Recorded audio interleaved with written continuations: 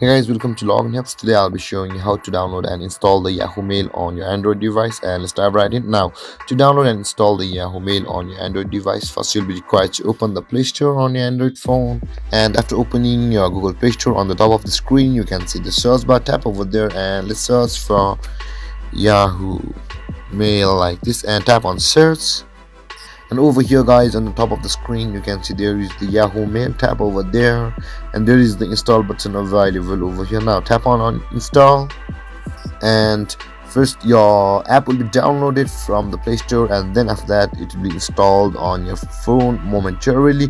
You can see guys, it's downloading and it will be installed. And this is how you download and install the Yahoo Mail app on your Android phone. And if you have any confusions or questions regarding the topic, feel free to comment in the comment section below, and don't forget to like, subscribe and the bell icon for more videos. Thank you for watching guys. Peace.